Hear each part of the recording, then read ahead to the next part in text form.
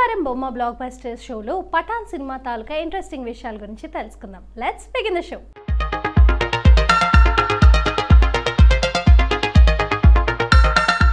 బాలీవుడ్కు కొంతకాలంగా box office వద్ద కలిసి రావటం లేదు. షారుఖ్ ఖాన్ కెరియర్ కూడా అంతే. బాలీవుడ్ బాద్షాగా పేరొందిన షారుఖ్ హిట్ కొట్టి చాలా కాలమే అయింది.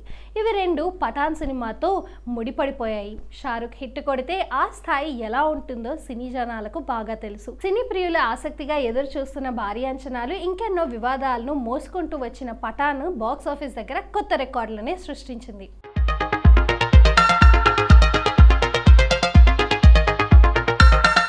ఆర్టికల్ 370ను భారత ప్రభుత్వం రద్దు చేసింది.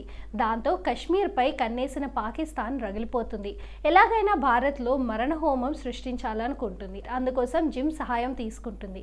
భారత్కి తనకు వ్యక్తిగత శత్రుత్వం కూడా ఉంటుంది. అందుకే భారత్పై ప్రతీకారం తీర్చుకోవాలనుకుంటాడు. పాకిస్తాన్ నుంచి భారత్కు ముప్పు ఉందని విషయాన్ని నిఘా సంస్థలు గ్రహిస్తాయి. దాన్ని తిప్పికొట్టడానికి ఏజెంట్ పఠాన్ రంగంలోకి దిగుతాడు. ఆ తర్వాత ఏమైంది? పఠాన్ భారత్ని పెను ప్రమాదం నుంచి ఎలా రక్షించాడు అనేదే తెరపై చూసి తెలుసుకోవాలి.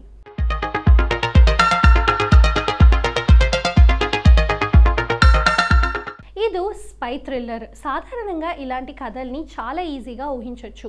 దేశానికి శత్రువుల నుంచి ప్రమాదం పొంచి ఉంటుంది. దాన్ని హీరో కాపాడుతాడు. అంతే కదా.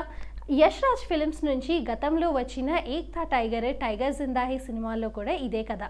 ఇప్పుడు అంతే. పఠాన్ చూసొచ్చాక కథేమిటి అని అడిగితే చెప్పడానికి పెద్దగా ఏమీ ఉండదు. ఇంత సాధారణమైన కథని దర్శకుడు సిద్ధార్థ్ ఆనంద్ ఎలా రాసుకున్నాడు, దాన్ని షారుఖ్ ఎలా నమ్మాడు అని అనిపిస్తుంది. వాళ్ళ బలం యాక్షన్ సీక్వెన్సే. ఓ సాధారణమైన కథని విజువల్గా అందంగా తీర్చిదిద్దొచ్చు. స్టార్ బలం తోడైతే మరింత ఆసక్తికరంగా తయారవుతుంది. అయితే కథలో చిన్న చిన్న ట్విస్ట్లు, ఎమోషన్ బ్యాగేజ్ ఉంటే అదో ప్యాకేజీలా మారిపోతుంది. సిద్ధార్థ్ ఇదివరకు తీసిన వార్ కూడా ఇదే కొలతలతో తెరకెక్కింది. ఇప్పుడు అంతే. కథ కంటే ప్యాకేజీనే నమ్ముకొని తీసిన సినిమా ఇది. అది వర్కౌట్ అయింది కూడా. వెండితెరపై షారుఖ్, జాన్ అబ్రహాం ఇలాంటి పెద్ద స్టార్లు కొట్టుకోవటం, గాల్లో ఎగరడం, మిషన్ గన్లతో బీభత్సాలు సృష్టించడం ఇవన్నీ యాక్షన్ ప్రియుల్ని అలరించేలా చేశాయి.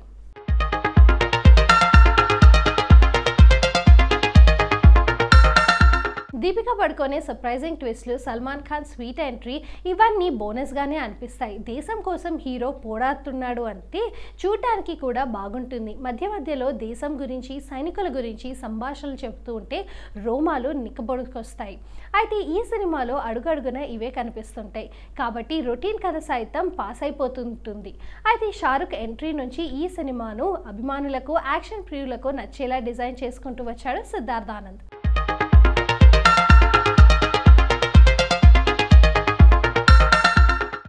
అయితే ఓ భారీ యాక్షన్ సన్నివేశంలో రొమాంటిక్ బీజిఎం వినిపించడం షారుఖ్ ఖాన్ ఇమేజ్కి సరిగ్గా సరిపోయిందేమో అని అనిపిస్తుంది.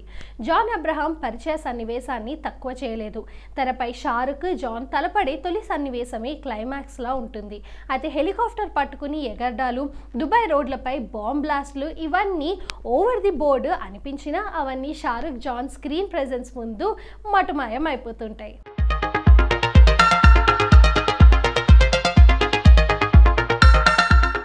ఈ సినిమాలో మాటలు తక్కువ, తూటాల శబ్దాలు, బాంబుల మోతలే ఎక్కువ. యాక్షన్ సీక్వెన్స్లతోనే సగం సినిమా నడిచిపోతుంది. అయితే ఎక్కడా బోర్ కొట్టదు. కారణం ఓ ఫైట్ రోడ్డుపై తీస్తే ఇంకొకటి మంచు పర్వతాల్లో, ఆఖరి అయితే ఆకాశంలోనే పోరాడటం. ఇదంతా పూర్తి సినిమా టేక్ ఎక్స్పీరియన్స్, కేవలం అభూత కల్పన. హాలీవుడ్లో ఈ తరహా స్టంట్లు చాలానే చూస్తూ ఉంటాం. అయితే భారతీయ తెరపై ధూమ్, వార్లలోనే చూసాము. వాటికి భిన్నంగా ఏమీ అనిపించకపోయినా షారుఖ్ వల్ల, తన స్క్రీన్ ప్రెజెన్స్ వల్ల కొత్త కళ వచ్చింది అని చెప్పవచ్చు. మధ్యలో సల్మాన్ ఖాన్ ఎంట్రీ కూడా అదిరిపోయింది.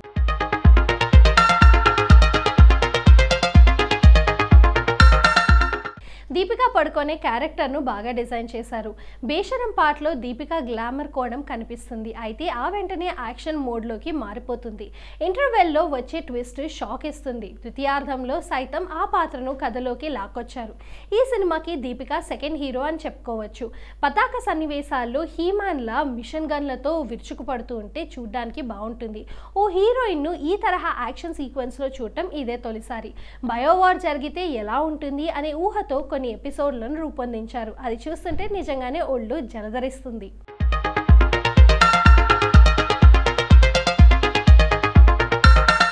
షారుఖ్ దీపికల ఫ్లాష్ బ్యాక్లో బలం లేకపోవడంతో ఈ సినిమాకి ప్రధానమైన మైనస్సే. ఆ విషయంలో బాగా వర్కౌట్ చేసి ఉంటే బాగుండేది.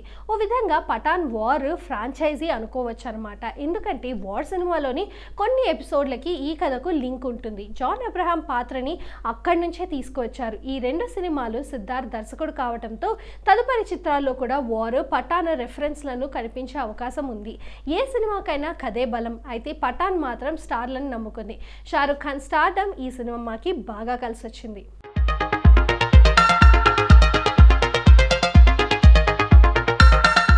షారుఖ్ నుంచి సినిమా వచ్చి 4 ఏళ్ళైంది.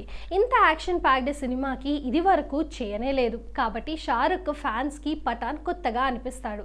తన లుక్ బాగుంది, తనది రొమాంటిక్ ఇమేజ్ యాక్చువల్లీ. దానికి తగ్గట్టు కొన్ని సీన్స్లను కూడా డిజైన్ చేసిన ఎక్కువ భాగం యాక్షన్ చుట్టూనే నడిచింది.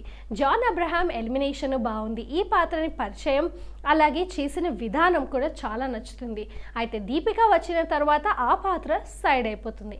సెకండ్ హాఫ్ వరకు గుర్తుకు కూడా రాదు. కాకపోతే బలమైన విలన్ ఉన్నప్పుడు తెరపై హీరోయిజం కన్నా ఇంకా ఏమి బాగా ఎలివేట్ అవుతుంది చెప్పండి. పఠాన్ విషయంలో కూడా అదే జరిగింది.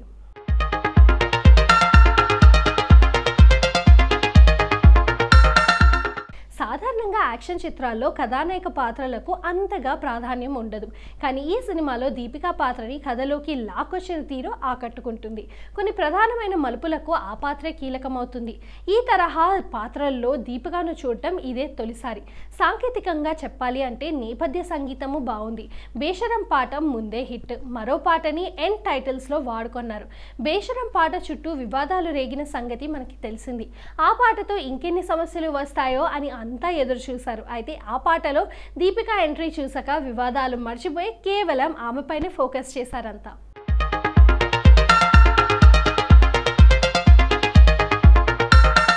సో ఇదండి ఈ వారం బొమ్మ బ్లాక్ బస్టర్ స్పెషల్ షోలో పఠాన్ సినిమా తాలూకు ఇంట్రెస్టింగ్ విషయాలు తెలుసుకున్నారు కదా. మరొక వీక్ మరొక ఎపిసోడ్తో మళ్ళీ మీ ముందు. టాటిల్ this is Priyanka signing off. By.